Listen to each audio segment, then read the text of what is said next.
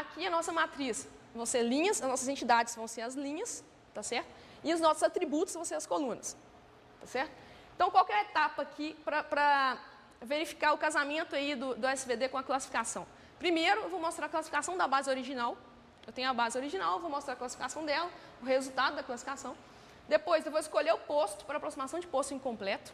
Tá? E aí a gente faz analogia com aquela parte que o Fred mostrou da imagem. Né? Eu tenho um número de valores singulares. Tá? Se eu usar todo o número de valores singulares que eu tenho, eu recupero a imagem original. Mas se eu usar parte dessa informação, até que ponto a minha qualidade da minha imagem é boa? Né? Quantos valores singulares eu preciso, né, para conseguir trabalhar com a informação relevante que eu preciso, considerando esse resto de informação que não vai me avacalhar tanto assim, tá certo? Não vai fazer tanta falta, digamos assim. Ou às vezes vai até melhorar, se for algum ruído, tá? Depois eu vou aplicar SVD para reduzir a dimensionalidade, tá? E esses ruídos. Vou mostrar a classificação com a base pré-processada pela SVD, vou comparar os resultados da métrica e o desempenho do algoritmo, tá? Então a gente vai ver dois ganhos básicos aí, que é a taxa de acerto e a F1, que são métricas que verificam a qualidade do algoritmo, e o tempo de processamento do algoritmo, tá certo? Bom, para a gente mostrar, né, que é importante fazer uma escolha de posto adequada ou mais criteriosa, eu coloquei um procedimento aqui que é o seguinte: selecionar um intervalo composto por 3 pontos. Tá? O que eu estou chamando de prematuro é um posto que pertence à região de queda. Né? Aquele primeiro posto que o Fred mostrou lá, né, com 10 para a representação do palhaço, que a imagem estava meio borrada, seria para mim um ponto prematuro. Ponto que eu ainda não consigo recuperar a imagem com a qualidade que eu gostaria, digamos assim. O ponto limiar é o ponto que eu estou chamando que separa aquela região de queda da região suave, daquela região mais constante, tá? Onde a informação que está sendo acrescentada a partir dali já não está fazendo tanta diferença mais, tá certo? E o estável é o ponto que já está lá, já está naquela parte estável da distribuição e que eu já consigo obter o que eu quero, independente se eu pegar 35 ou 36 ou 37, dependendo da minha distribuição, tá?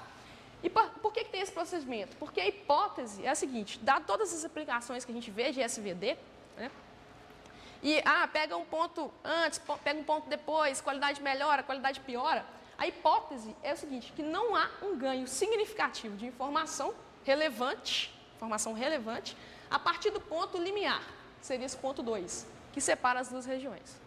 Tá? Essa que é a ideia. Até que ponto, né, eu posso olhar para uma distribuição de valores singulares e identificar um ponto ideal? Isso é uma questão em aberto, é um desafio, e é um desafio que vale a pena investir. E é isso que eu vou mostrar aqui. Tá? O primeiro exemplo que a gente vai ver, a primeira aplicação, né, que a gente vai ver aí, dessa combinação, é usando uma base de bioinformática. Tá? A informação dessa base é o seguinte: é uma coleção constituída por 1.003 proteínas, tá? Por 7.525 sequências de tripletos, organizadas em 8 classes distintas. Então, é uma base real, tá certo? Qual que é o objetivo do processo? Eu sempre vou colocar isso aqui. Qual que é o objetivo e como que a gente vai fazer? O objetivo do processo é melhorar a qualidade da classificação dos dados realizado pelo KNN. Como? A gente vai usar SVD como etapa de pré-processamento dos dados. Tá? Existem outras etapas de pré-processamento de dados em mineração, como seleção de características, Infogain. Você vai lá e olha manualmente ou com alguma métrica qual atributo que eu não vou considerar para não prejudicar a minha classificação. O SVD, tá, ele é mais robusto porque ele consegue fazer essa remoção de ruído durante o processo da redução de dimensionalidade. Tá certo? Então, é uma métrica diferente, é um modo diferente de conseguir tratar esses problemas, tá? Das bases em geral, para poder melhorar a classificação. Tá, eu vou mostrar aqui exemplos usando um software que chama ECA, que é o software que a gente vai usar na aula prática. Tá? É um software que contém vários algoritmos já implementados, validados, e várias formas de se verificar a qualidade. Então, uma coisa é você sentar, programar tudo e ir lá rodar. Outra coisa é você estar interessado na combinação, né, na qualidade da tarefa, e aí você pode usar um software que já está pronto. É isso que eu vou fazer aqui. A cara dele é essa aí. A gente vai usar essa aba de exploração. a primeira parte do ECA, o que eu tenho que fazer? Eu tenho que carregar a minha base, tá certo? Então, eu abro o ECA, vou lá, Open File, carrego a minha base, essa base, como eu disse, tem 8 classes, ali tem um histograma que dá para ver a distribuição das classes. É uma base esparsa. Tá? Segundo passo, então, eu estou aqui, gente, só lembrando, classificando a base original, tá? Ainda não estou usando SVD. Então, eu abro o ECA, tá? E vou escolher o algoritmo, KNN. Então, eu vou lá na aba, escolho o algoritmo KNN. No ECA, ele é chamado de IBK, certo? Se eu clico em cima dele, eu consigo alterar o meu parâmetro, tá? E outras questões de distância e métrica. Estou colocando o parâmetro 1 ali, porque é uma base que eu já conheço, uma base muito bem comportada, digamos assim. Coloco classificar, tá? E vejo o resultado. Provavelmente vocês não estão enxergando muito bem, mas eu vou mostrar na tabela melhor aqui os valores. Isso aqui é só para mostrar que o ECA me dá informações aqui da classificação. Por exemplo, número de instâncias corretamente classificadas. Né? Aqui está marcando 90.12, tá? Incorretamente 7.87, que são aquela taxa de acerto e taxa de erro que eu falei. A matriz de confusão, né? Minha diagonal seria os meus acertos, né? Tem outras métricas aqui, ele dá muitas métricas, tá? Eu só estou falando algumas delas, que em geral são as mais utilizadas em classificação. Precisão e revocação e a métrica F1, tá? Que a gente vai usar. Então, classifiquei a base original, tive um resultado. A segunda parte, escolher o posto. Então, o que a gente faz? A gente pega, faz a decomposição da matriz. Aqui estão sendo utilizados 100 valores singulares. Eu olho a distribuição e escolho os meus pontos. Tá certo? O procedimento, né, que eu mencionei lá que ia ser utilizado é o quê? É encontrar um ponto prematuro, tá? Um ponto da região ainda de queda, que aqui no caso seria 10, tá certo? O ponto limiar, ali que eu chamei de 20, que é mais ou menos aonde termina a minha queda e começa a minha distribuição linear, e o 3, que seria o ponto estável, já contido nessa distribuição linear. Para poder aplicar, né, a SVD, eu tenho que fazer uma projeção de dados, tá certo? Lá na imagem do palhaço, a gente utilizava a AK, né, a matriz AK, que é a UKSK V transposto K. Aqui o que eu tenho? Eu tenho a minha matriz, né, o SV transposto. Quando eu faço a redução, eu tenho AK igual a UKSK VK transposto, que aí eu estou usando K valores singulares, tá? Para fazer a projeção, eu tenho o quê? Quando eu passo a matriz V para o lado esquerdo, eu tenho AKVK, que é a multiplicação de A por V. V é um espaço, tá? É uma matriz. Essa multiplicação é uma transformação linear que é igual a UKSK. Quando eu faço uma multiplicação linear para essa matriz, que é uma matriz ortogonal, com todas aquelas propriedades que o Fred mencionou, eu estou fazendo uma projeção dos meus dados num espaço de menor dimensionalidade.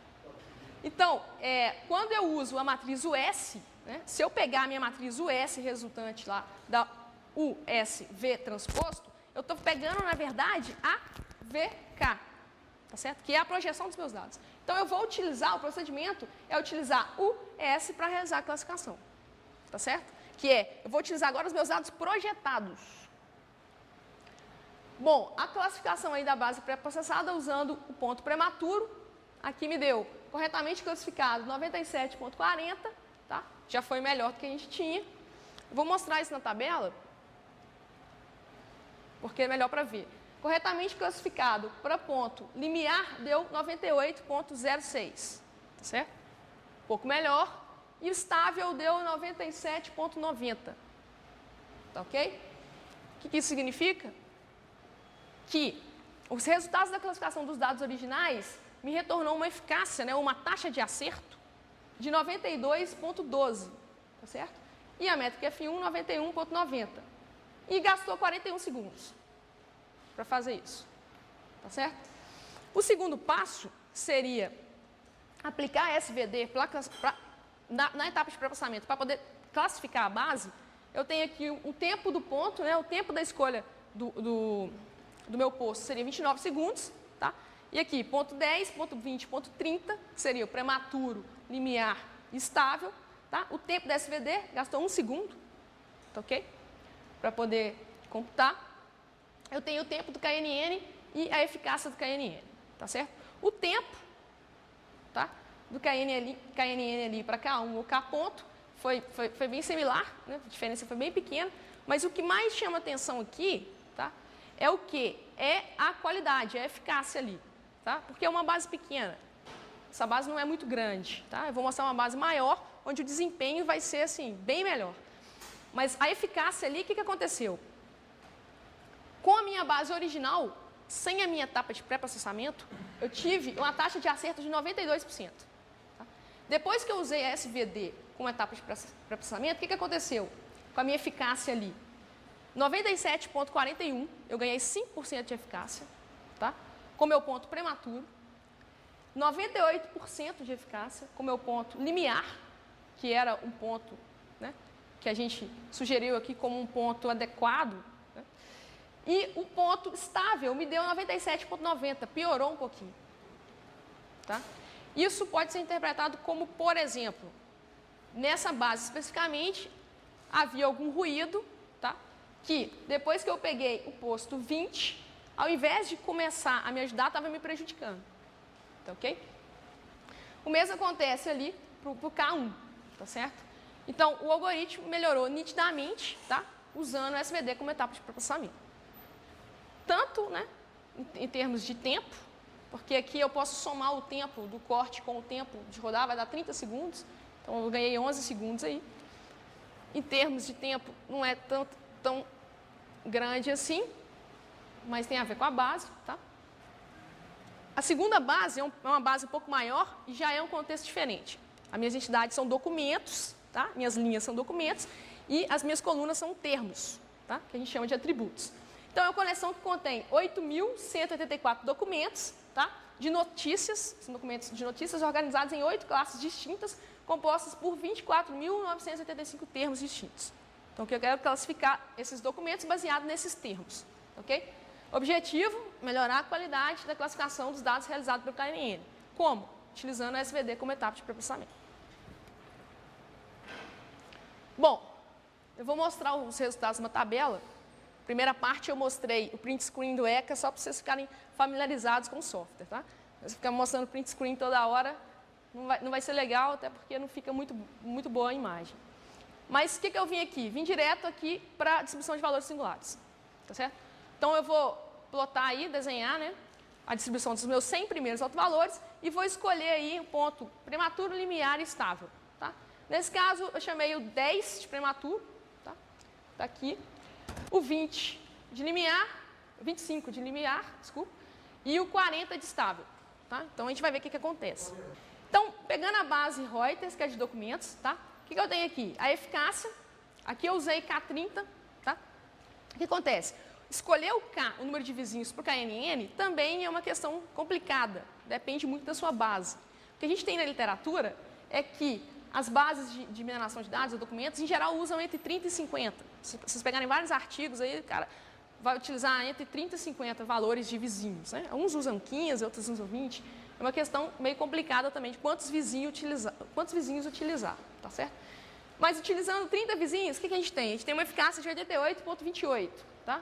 E F1, 88, em 18 minutos. Então, 18 minutos o ECA demorou para classificar essa base, tá? E ter uma taxa de acerto de 88,28. Usando a SVD, o que a gente tem? 2 minutos aqui, cerca de 2 minutos, tá?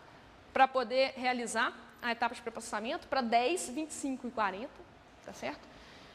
O tempo para fazer a projeção dos dados, né? Aplicar SVD seria 1, 2 e 5 segundos, tá certo? Então, nitidamente, eu já tive um ganho bem maior aqui, né? De 18. Eu estou com 2 mais alguns segundos, aí 2 minutos e meio, mais ou menos. Ganhei uns 16 minutos. A eficácia. Vamos na eficácia lá. Com ponto prematuro, 90,91. Tá? 90,90. Com o nosso ponto limiar, 92. E com o estável, 92,14. Bom, o estável aí foi um pouco melhor. Agora, estatisticamente, quanto melhor que isso foi, né? Essa aqui é a questão. Qual que é o ponto onde eu consigo chegar próximo de uma qualidade aceitável, né? Tendo aí um trade-off aí de desempenho e qualidade, tá certo? E qual que é a dificuldade de acertar esse ponto limiar? Tá certo? O estável eu dou 92,14, meu limiar deu 92. Dependendo do meu limiar, eu consigo uma qualidade melhor. Tá certo? Nem sempre eu vou conseguir. É por isso que é difícil escolher o número de valores singulares. E a última base que eu vou mostrar aqui é uma base de documentos também, composta por periódicos da revista Nature, tá? Semanalmente publicados, organizados em 5 classes distintas. Tá? Essa coleção tem 7.964 artigos de periódicos, tá? Com texto completo publicados entre 2005 e 2006, aí, janeiro e dezembro, composto por 104.288 termos distintos. Essa base a gente vai ver que ela demora 5 horas para classificar no ECA. Tá ok?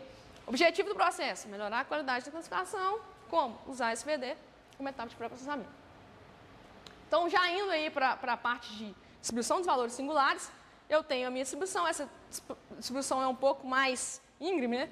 Ela não é tão suave mais ali no final, tá? Isso dificulta também, tá ok? Mas a gente tem uma parte que começa a ser linear, né? Se aproximar de uma reta. Não necessariamente constante, mas linear, certo? O meu ponto prematuro aqui vai ser o 15, tá? Que está bem ali, dividindo ali a minha queda do meu início da minha linear. O limiar vai ser 25 e o estável 35, tá ok? Já partindo então para os valores finais, o que eu tenho? Resultados da classificação dos artigos originais, né? Para cá, 30 vizinhos. Eu tenho 77,12% de taxa de acerto, tá? E eu gastei 5 horas para classificar essa base, ok? Os resultados da classificação via SVD, tá? Eu gasto 11 minutos para pegar os 100 primeiros valores singulares, para poder escolher, né, meu posto, tá certo? Mais aí alguns segundos, né, 1 minuto para rodar a SVD, tá certo? E a minha eficácia, ponto prematuro, 86,99, tá certo? O ponto limiar, 87,36 e o estável, 87,39, tá certo? Eu ganhei 10% de taxa de acerto. Isso é muita coisa para classificação. Isso é muita coisa. E de 5 horas, eu passei para 12 minutos, 13 minutos, 15 minutos juntando tudo. Tá? O que isso mostra? Que existe aí uma combinação dessas duas técnicas, né? Que seria, né, SVD na etapa de pré-processamento para classificação de dados, que alimenta continuar seguindo nessa linha e tentar encontrar aí essa questão em aberto. E essa tarefa para vocês agora. Você já tem aí um arcabouço de informação, já sabe que tem um problema que é legal e está em aberto. E está muita gente atrás de descobrir como encontrar esse posto. Porque para eu encontrar esse posto, eu tenho que plotar primeiro lá o número de valores singulares, né? Eu ploto 100, desenho 100 valores singulares, observo a minha distribuição, faço a minha escolha para depois mostrar que o meu resultado é melhor com aquilo ali. Só que eu preciso de fazer essa distribuição. O que muita gente faz hoje em dia, né, é testar. 1, 2, 3, 4, 5. Isso é caro. Isso é caro. Né? E a gente já tem uma noção ali de queda, né, de suavidade de distribuição, né, de proximidade. Tem essa questão também de você já está na distribuição linear ali, você já está ali, você perdeu... Quanto que a gente perdeu aqui? Foi 0,003, né? Tipo, 87,36 para 87,39. É muito pouco, muito pouco. E eu estou ganhando 10% sobre a minha base original. Tá ok? Bom, algumas considerações aí para a gente poder fechar. Coloquei assim rápido, pensando quais são as considerações que eu acho que vale a pena a gente focar aqui. Em geral, o uso da SVD na etapa de processamento é muito bom, tá? A gente consegue ver isso com bases reais, tá? Nem sempre, dependendo da sua base e da sua escolha. A gente não sabe ainda, como a questão é aberta, a gente não sabe ainda se o problema é a base ou a escolha, porque a escolha é difícil, certo? É uma questão em aberto, como eu disse, e deve levar em consideração o algoritmo que está sendo utilizado. O KNN é um algoritmo que trabalha com noção de distância, né? A gente está trabalhando com dados no espaço n-dimensional, d-dimensional. Existem outros algoritmos probabilísticos, por exemplo, que a gente não sabe exatamente qual que é o funcionamento dele, o casamento com o SVD. Então, depende muito do algoritmo também. né? KNN a gente já viu que funciona bem, tá ok? O SVM às vezes funciona bem, às vezes não, pela prática que eu já tenho com algumas bases reais. Então, assim, depende muito dos parâmetros do algoritmo, da ideia do algoritmo, tá? Desse casamento. Mas é isso, gente. As principais referências, eu coloquei só duas aqui, tem várias aí na internet, mas duas, uma que é o do Kumar, né? Introdução ao Datamine, da onde eu tirei algumas definições também, que eu acho que é claro, é simples, é direto, objetivo, não fica enchendo de muita coisa, você consegue capturar qual que é a essência mesmo. E o Lars Elden, que é o que trata álgebra linear numérica em datamine. E ele não trata só em classificação, ele trata em recuperação de informação, em sistemas de recomendação e várias outras áreas, ok? Eu espero que tenha sido proveitoso para vocês aí ver esse casamento dessas duas técnicas, tá? E que eu acho que vale a pena investir, não só em classificação de dados, mas em várias outras áreas de computação.